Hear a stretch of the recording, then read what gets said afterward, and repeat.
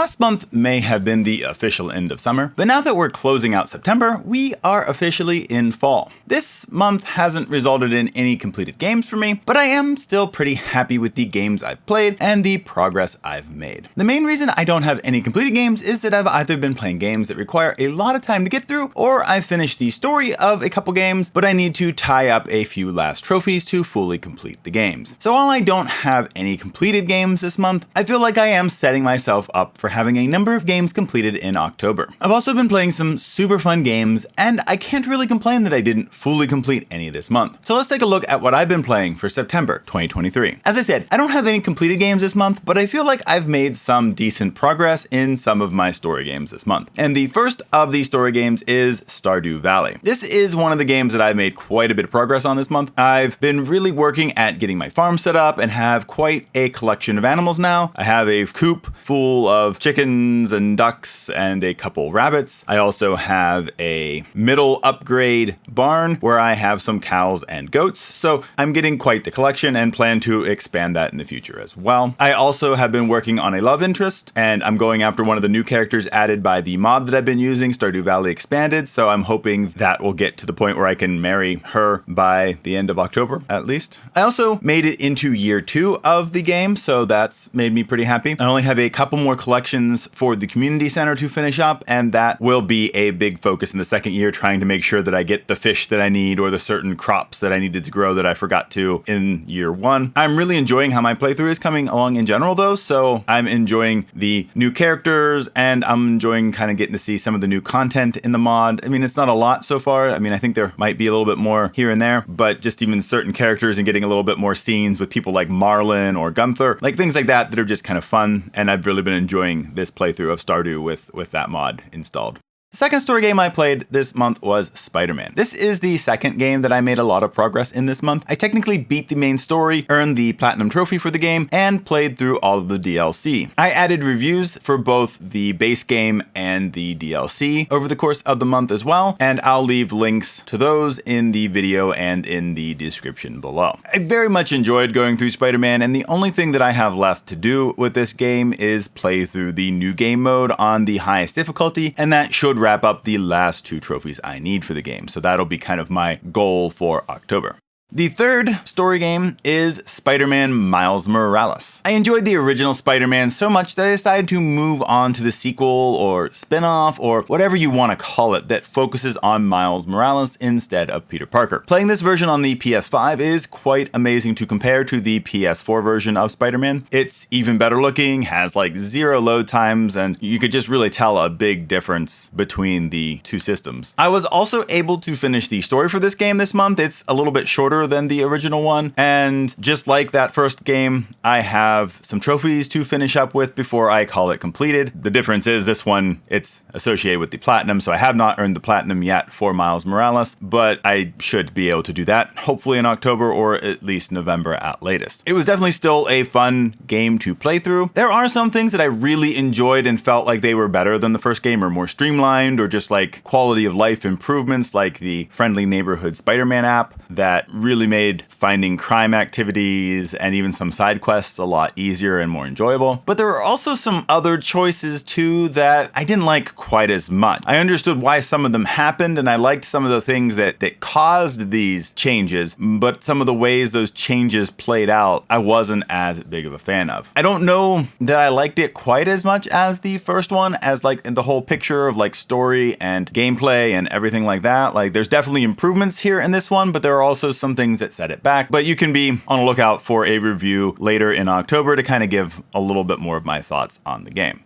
The final story game for September was Final Fantasy III. I also started Final Fantasy III this month. I'm not super far though, because I focused mainly on the 2 Spider-Man games and Stardew Valley for the month, so I didn't really get very far with this one, and so therefore I don't really have a lot of opinions about it. The job system seems kind of interesting in the game, but I already noticed that the story does not seem quite as strong in this third entry as it did in the second game. Like the second game really started you off having kind of very strong story. Whereas the third, the story seems nearly non-existent or just very bare bones. And I'm not sure I'm loving that. We'll see if it gets developed a little bit more. As I said, I'm not super far into the game, so we'll see how that all goes as I kind of continue on. Moving on from story games, I'll be focusing on games that I call endless games. These are games that don't have clear-cut endings. So they can be online PvP, arcade-style games, sandbox games, creative games, simulation, or party games. Some of these are games that I enjoy quite a bit and will just be kind of rotating on and off my list. Some games just kind of stay on my list every month. And then others are games that I'll play maybe for a number of months in a row that I just kind of quit playing and say, I think I'm done with this game at least for a while, and it probably won't show up for a little bit afterwards. There's all these kind of games that just kind of get put onto this list.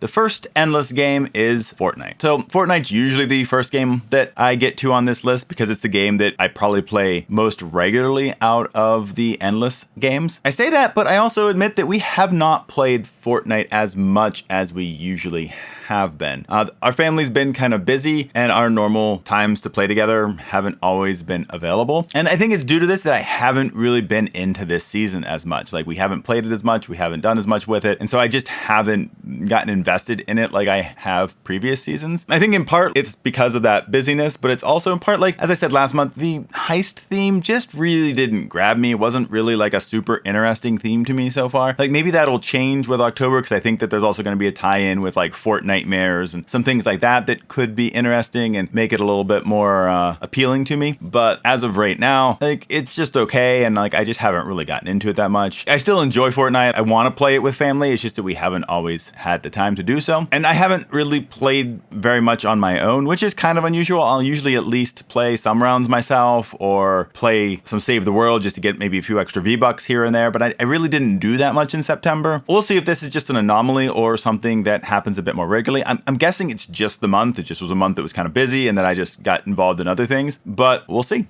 The second game is Bloons TD6. This is another game that hasn't had as much playtime this month. I've played it a few times on my own to beat a random map here and there. We also played a co-op match together that wound up getting just over round 200 in that endeavor, which was kind of a lot of fun to play around with and see how many powerful towers you could get. I feel like this is another game that the family being busy has meant that we really haven't played it as much. Like, we haven't done contested territories as a family as much in September because we just really haven't had the time to put into it to actually make it worthwhile and win. So that's been a little bit different this month. Like, I think that we'll still be a little bit busy in October, so I'm not sure how much that'll change.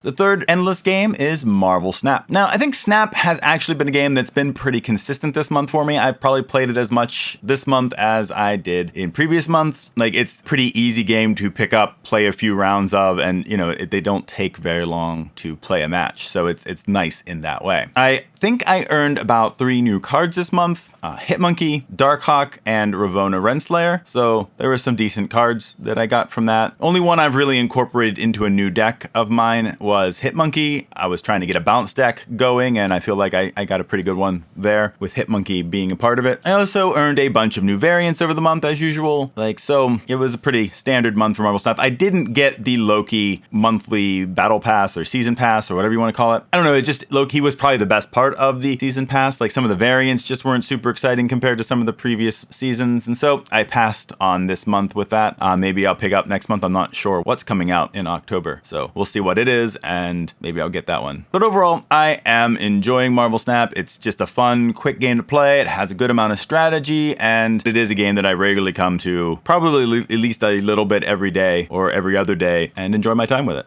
Fourth game is Overwatch 2. Now, I played Overwatch a few times this month. I played it once just with my son, but then we also played it because we were actually able to play with all 4 of us. The whole family was able to get into Overwatch 2. Now, admittedly, the first experience did not go very well for the first time. We got trounced pretty badly because we're all kind of at different skill levels, and yeah, it just did not go well the first time we played. We just got destroyed repeatedly. We did get another couple of plays together though over the month, and those did go better. So we'll hope that we can continue to get better as we play and people get more and more used to the game.